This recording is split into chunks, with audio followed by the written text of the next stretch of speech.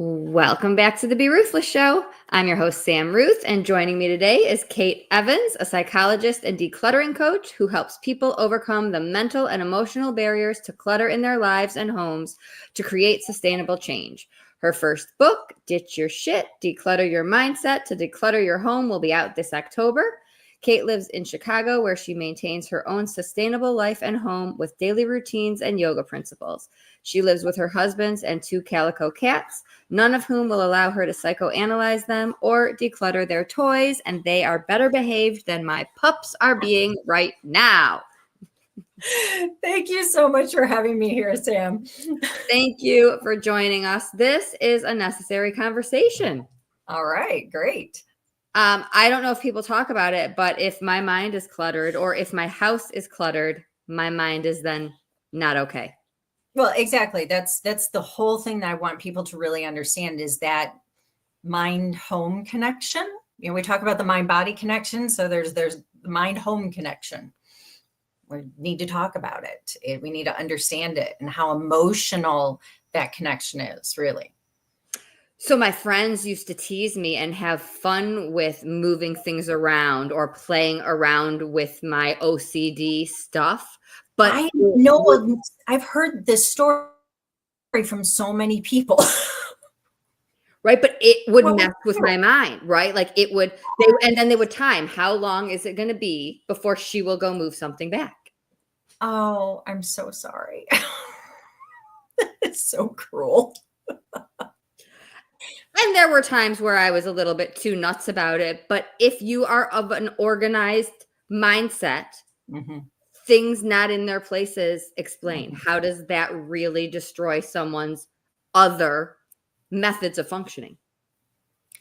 You mean, so if things are cluttered, if things are not where they belong. Yeah. If your home is cluttered, if things are not where they belong, then you spend all of this time and energy looking for things that you could be using doing other things. And so now your brain is off on this tangent and you're distracted, you're running late for things, you're frustrated, you're agitated, you're anxious. Now that can lead to being irritable, impatient, angry, you project, you get frustrated with your kids, your spouse, your whatever. There are these little like limbs that start to stretch out from just one thing being out of place. And maybe it sounds like I'm like totally overreacting, but it's really true, because the one thing being out of place means that now you've just spent this time and energy kind of going all over the place when you could have just gotten that thing and done what you needed to do and just moved on with your life. And people have their own systems. How many parents have meant well, cleaned a teenager's room, and the teenager lost their mind because they knew where everything was in their mess? Well, sure. Right? It didn't meet a parent's standard of organization. Well, and you have to be careful too, because let's say your teenager has ADHD, and that requires a very different form of organization than a different brain is going to require for organization. So, I mean, that's a whole different podcast. I mean, we can talk about that sort of organization and systems, but then like when I decluttered my house, I did not touch any of my husband's stuff, because one, you don't declutter somebody else's stuff without their permission. Later on, we slowly kind of hit some of the things that were more his things, but it was with his involvement, his permission. But I don't organize his things, because his things need to be the way that he wants them so that he knows where to find things. And I'm going to tell you, we have this hamper. Our built-in closet actually has a space for his hamper where all of his stuff kind of just gets shoved, and it's overflowing. But he knows what's in there, and a lot of it's his softball uniforms and things because he plays softball 3 nights a week. So his pants and his sliding shorts and his socks and his uniform shirts and whatnot. But it's all jammed in there and it looks like chaos to me. But he knows what's in there. And that is what matters. It does not matter that it looks insane to me. So yes, you don't go and mess with somebody else's stuff because somebody else's organizational system makes sense to them.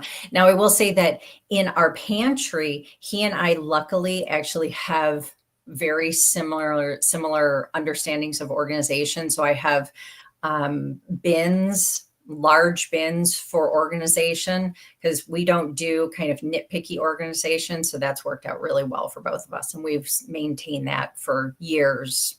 And every once in a while, he puts something in the wrong bin and it's easy for me to just grab it and put it in the right bin and everything's fine. People don't understand this connection. I will be working with someone who's confused and feeling lost and struggling, and they are living in disorganization and putting off that decluttering because of other things. Hello.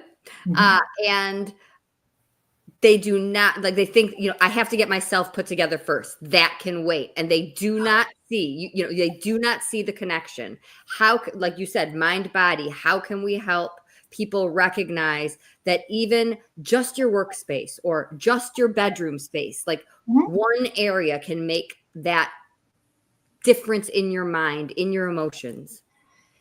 Well, it's, like you say, just one space, and you start small.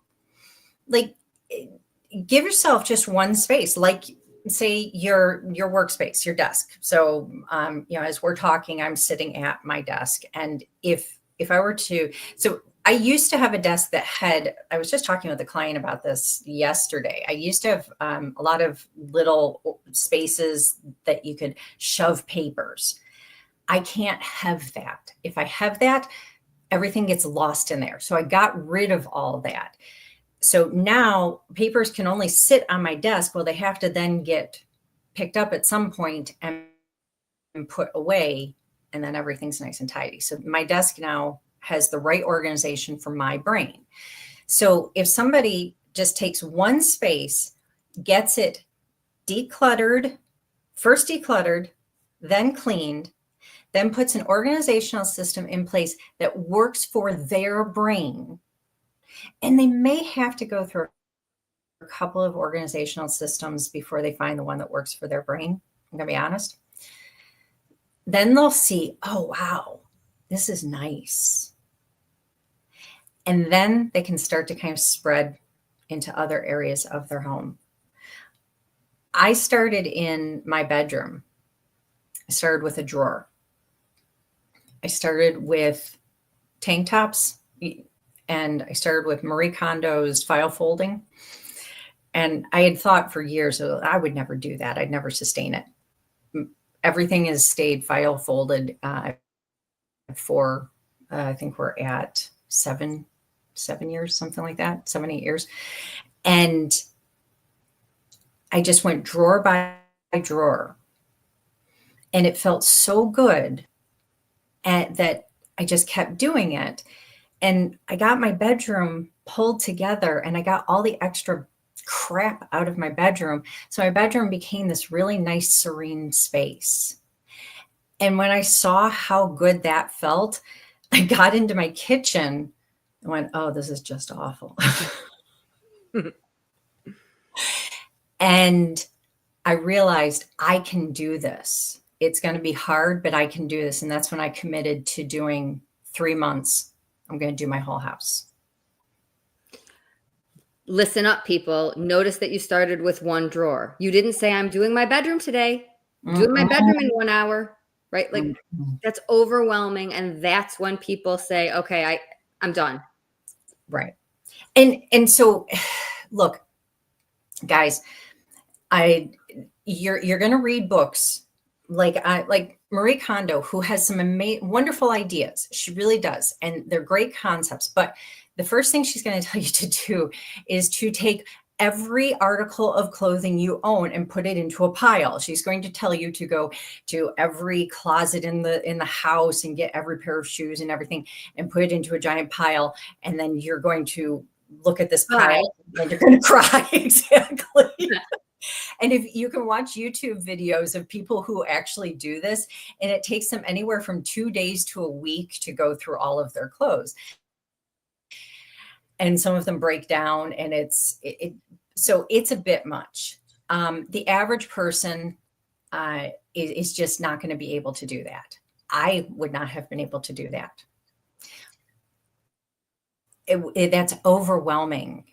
One drawer, one category. Like when I got to my closet, I just looked at my shoes and I pulled all my shoes out, because what you do is you pull everything out of that space. You don't try to, like, I call it like the raccoon, the drunk raccoon method.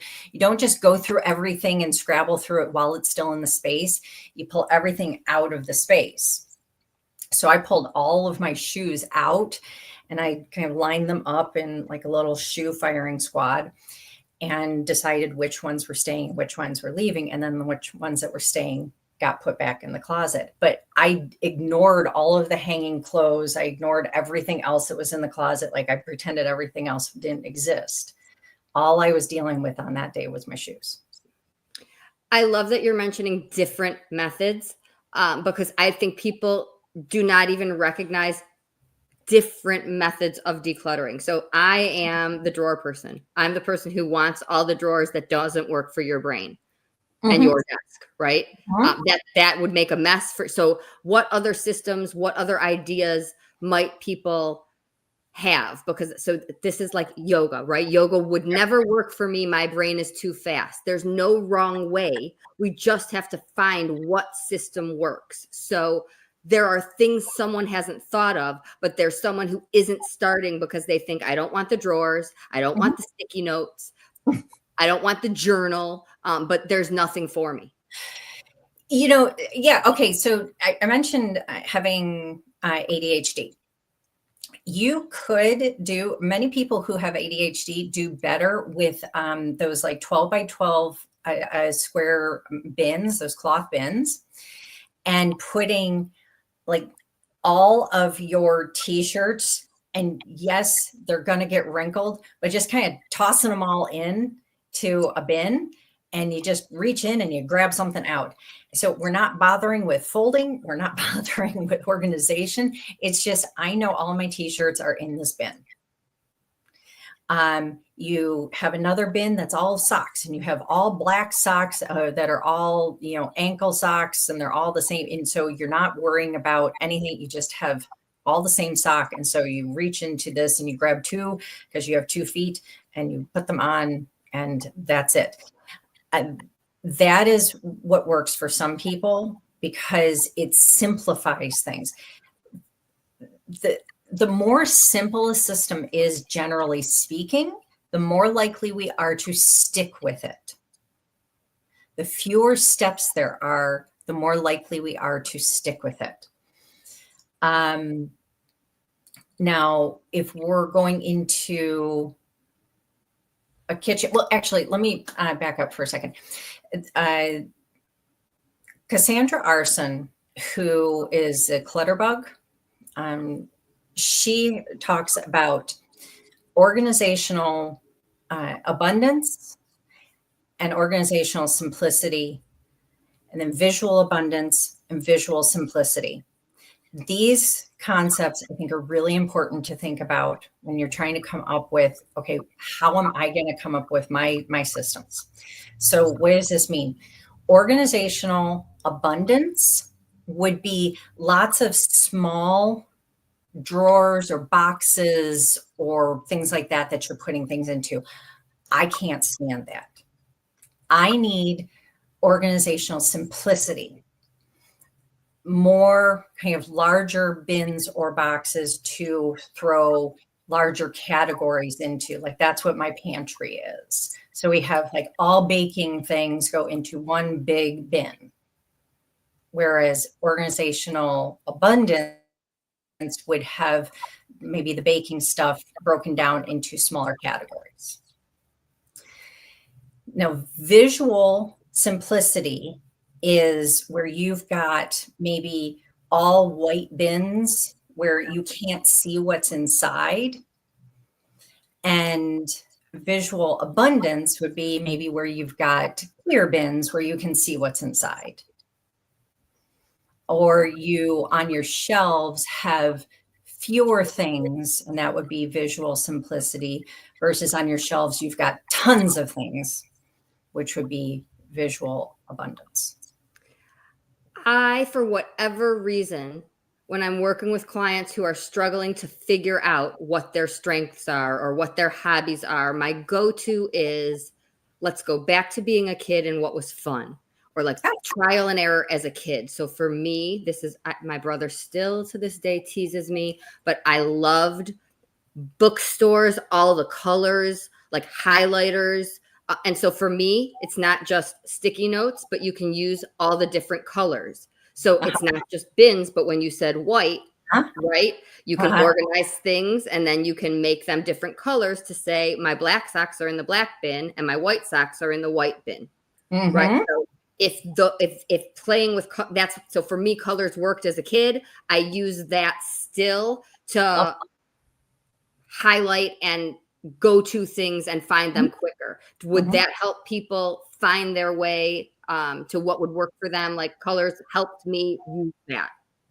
Absolutely. You know, colors or even images.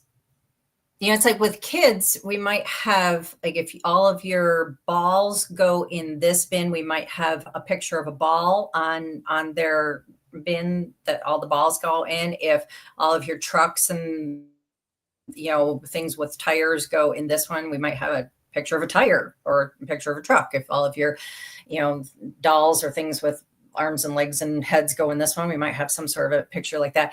You might do that in your, you know, in your pantry or in your closet. You might have a picture of a sock. You might have a picture of a cupcake, you know, for your baking goods. You might have, you know, you could do something like that. There's a lot of different ways that you can think of to give yourself clues as to where things go, especially in the spaces that you're sharing with other people, because it's nice to have labels or things that say, things like this always go here, guys. You know, we're always putting these things here, because if it's just you living in a house, if you're living solo, you might know, oh, okay, these things always go here, and you're the only person who needs that direction. But if you're living with one or more other human beings, you might need to corral everybody into understanding this stuff always goes into this place, especially say in a kitchen or with toys or whatnot. So labels, images, colors, whatever it is that helps everybody to understand the same system, so helpful. I have a client who was struggling with sleep, falling asleep, and thought it was a genetic sleep issue. When we took 5 minutes, just a few minutes, to jot down, what are you thinking about when you're laying there not sleeping? It was these where are my keys in the morning? I'm constantly running around, not able to get in the car, and I'm late for work or school. These types of things, there is a connection between being organized and other areas of our life. And so then we could work on those things. Like, okay, if we get this out of your head, now we work on those other things. Sleep is no longer an issue. Sure. I've got a client who we went through her closet. She had a couple of closets, and we got through both of them. And now she's actually going to be running the Chicago Marathon this fall. It's very exciting. So she's been training for that, but she is not naturally a morning person. And she does need to get up in the morning for training.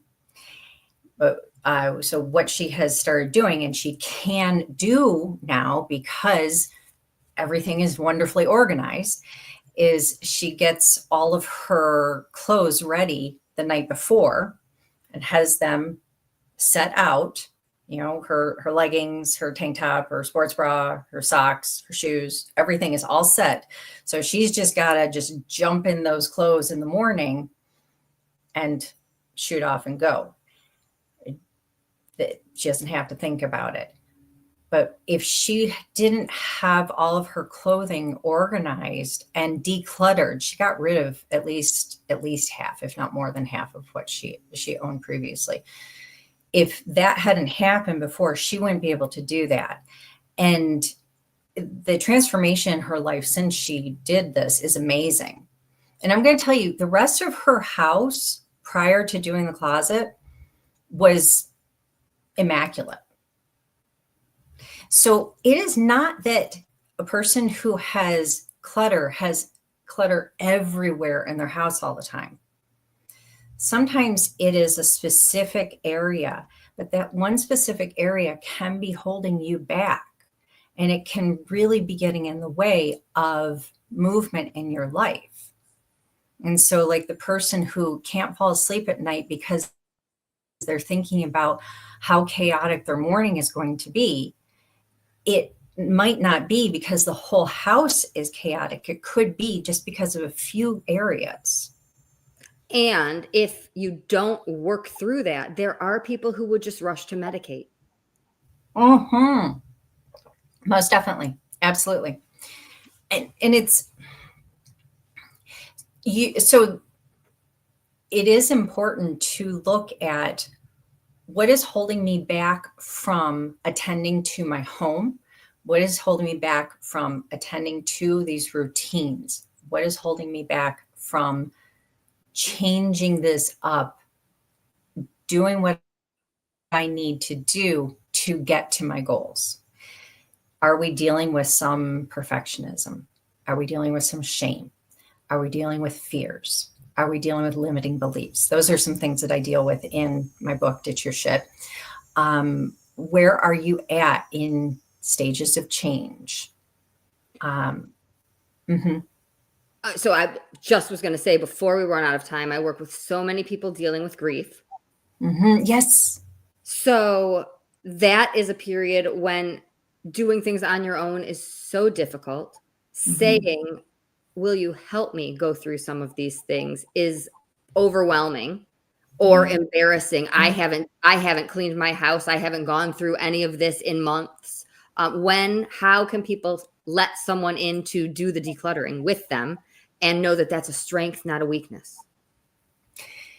It's so tough because the perception, it is this perception that if I let somebody in and they see this, there is a lot of shame that is attached to clutter.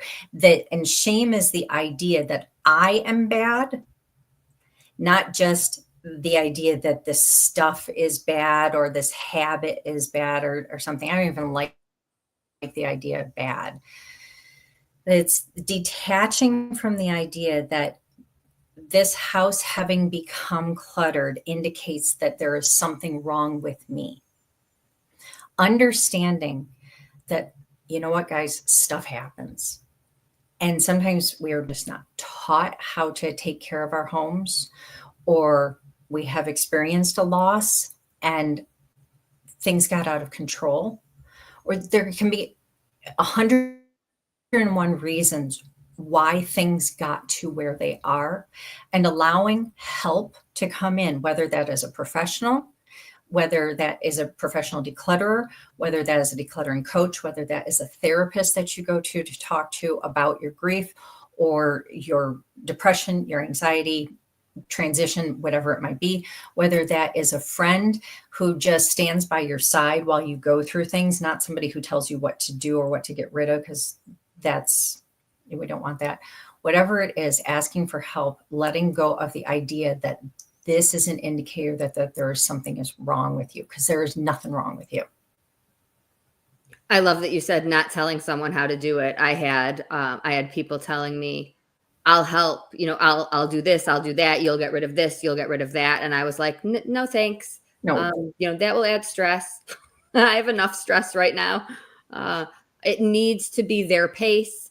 If you need, I kept Jim's socks I laugh at myself now when I was finally selling our house and ready to give his clothes to Goodwill. Sure. Why I kept his socks. Disgusting. Like they came with me at least another couple houses. It's okay. I was not ready, right? But somebody else would have gotten rid of those socks long before I was ready to. I was just talking to a client about this, please do not get rid of anything that you are not ready to get rid of. Because if you get rid of things that you are not ready to get rid of, you will regret it.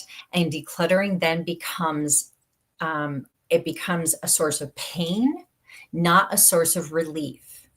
If you're not ready to get rid of it, you can put it into a bin or something and set it aside and come back to it at a later date and check in with yourself. And you can keep on doing that until you're ready to release it. But do not tell yourself you should get rid of this thing and then get rid of it and then regret it. Only get rid of things that your heart says, yep, I'm ready to get rid of this. No shoulds here.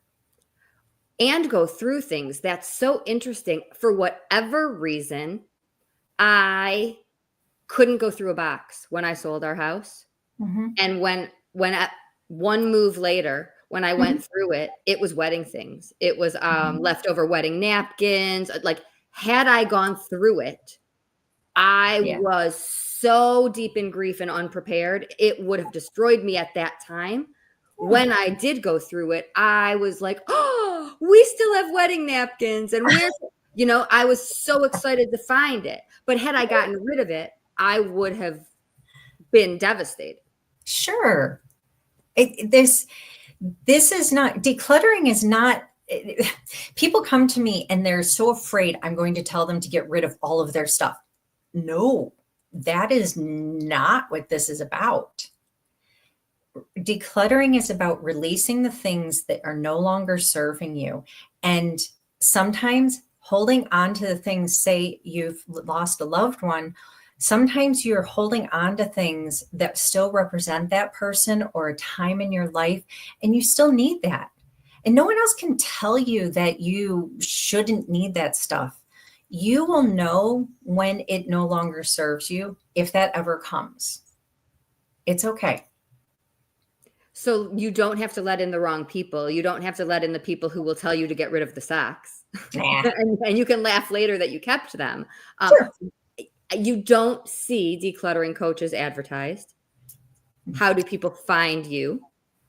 So to find me, the best thing to do is to go to my website at soulfulspacecoaching.com. You can also find me on Facebook and Instagram at katesevans.coaching, and reach out to me and set up a free consultation. Let's chat. Let's talk about what I could do to help you.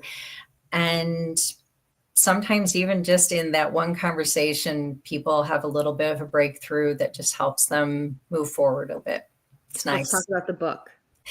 So Ditch Your Shit, Decluttering Your Mindset to Declutter Your Home. It is going to be available it's on October 7th, but it is available for pre-sale everywhere books are sold, Barnes & Noble, Amazon, wherever. And it is all about, the first half of it is about your mindset. It's about the mental stuff. Like I said, all those mental, emotional things. It's about the habits that you have. It's about your values. It's about goal setting. And then the second half is applying all of that stuff to the areas of your home, your kitchen, your bedroom, your clothes, your storage areas, your sentimental stuff. It is really meant to be a book that you read before you read all of those other cool books out there, because it is so much about the mental and emotional breakthroughs. So go out, get it and read it, and then come back and tell me how awesome it is.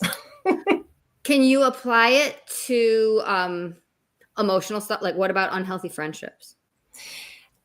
Of course you can. Everything, if you just replace the word stuff with, toxic friendship or toxic job or, icky house or, whatever it might be, there are so many things in our lives that are holding us back, that are clutter. Whatever you have in your life that is just weighing you down, that is on top of the beautiful, vibrant life that you want to live.